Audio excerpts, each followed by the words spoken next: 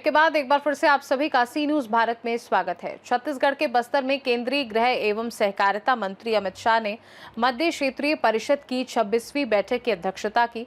इस बैठक में छत्तीसगढ़, मध्य प्रदेश, उत्तर प्रदेश और उत्तराखंड के मुख्यमंत्री सहित केंद्र और राज्यों के वरिष्ठ अधिकारी मौजूद रहे। बैठक को संबोधित करते हुए अमित शाह ने कहा कि अत्यंत हर्ष का विषय है कि बैठक बस्तर में हो रही है और इससे पहले ही पूरा बस्तर नक्सल मुक्त हो चुका है।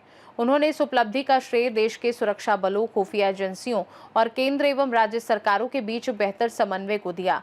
गृह मंत्री ने कहा कि होल ऑफ गवर्नमेंट अप्रोच के तहत सभी राज्य सरकारों और केंद्र सरकार ने मिलकर नक्सल प्रभावित क्षेत्रों में विकास पहुंचाने का काम किया है। उन्होंने यह भी स्पष्ट किया कि लड़ाई अभी समाप्त नहीं हुई है, क्योंकि इन क्षेत्रों को देश के बाकी हिस्सों के बराबर विकास स्तर तक पहुंचाना अभी बाकी है। अमित शाह ने कहा कि ये क्षेत्र अब न केवल नक्सल मुक्त हुआ है, बल्कि विवाद मुक्त भी हो चुका है, जहां राज्यों और केंद्र के बीच किसी प्रकार के बड़े विवाद शेष नहीं बचे। उन्होंने इसे संघीय व्यवस्था की एक बड़ी उपलब्धि बताया। उन्होंने क्षेत्रीय परिषदों की बैठकों में बढ़ती निरंतरता और प्रभावशीलता का उल्लेख करते हुए कहा कि पिछले वर्षों में बैठकों और चर्चित मुद्दों की संख्या में कई गुना वृद्धि हुई है और अधिकतर मामलों का समाधान भी किया गया। गृह मंत्री ने विकास से जुड़े कई मुद्दों पर जोर देते हुए कहा कि जल जीवन मिशन, शिक्षा, स्वास्थ्य, पोषण, वित्तीय समावेशन और बिजली सुधार जैसे क्षेत्रों में राज्यों को और अधिक सक्रिय भूमिका निभानी चाहिए। उन्होंने कुपोषण, स्कूल ड्रॉप आउट दर, मिलावटखोरी और आपराधिक मामलों में दोष सिद्धि दर बढ़ाने पर भी बल दिया। उन्होंने ये भी कहा कि पॉक्सो और बलात्कार जैसे गंभीर मामलों में समय पर जांच और डीएनए परीक्षण से दोष सिद्धि दर को 100% तक पहुंचाया जा सकता है। साथ ही उन्होंने अदालतों में लंबित पुराने मामलों के निपटारे के लिए विशेष अदालतों के गठन की आवश्यकता बताई।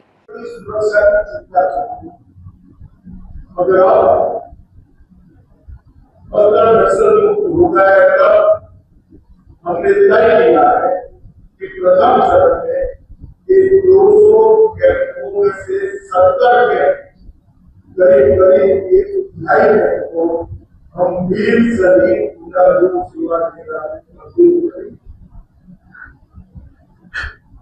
क्या है वीर शहीद पुनर्भूमि सेवा देना?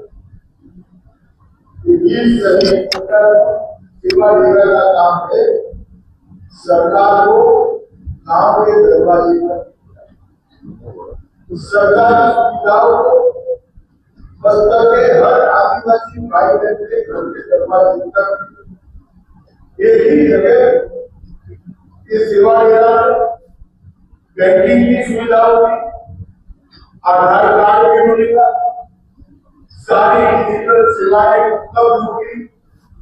कॉमन सर्विस सेंटर के माध्यम से 375 राज्य सरकार और केंद्र सरकार की योजनाओं का फायदा मिलेगा।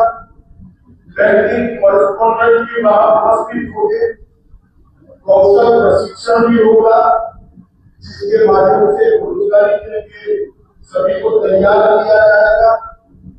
स्वास्थ्य सेवाएं भी वहां पर उपलब्ध होगी, सस्ता अनाज की दुकान भी होगी, प्राथमिक शाला भी होगी, आंगनबाड़ी भी।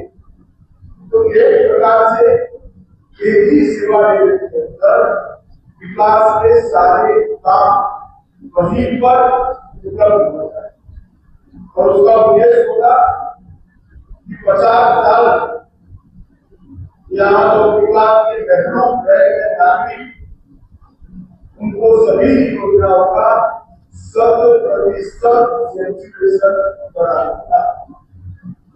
इस क्षेत्र में रोजगारी और हर प्राइवेट छोटे काम बहुत दूर नहीं जाना पड़ेगा और आर्थिक गतिविधियों का बेहतर भी रहा पड़ेगा।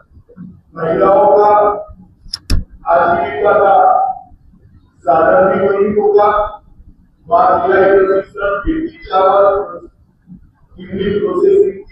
जगदलपुर से सी न्यूज संवाददाता सैयद गौस की रिपोर्ट।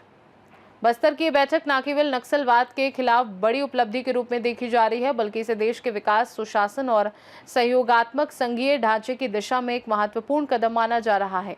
खास रिपोर्ट में फिलहाल के लिए इतना ही। देश दुनिया की बाकी खबरों को जानने के लिए आप देखते रहिए सी न्यूज भारत।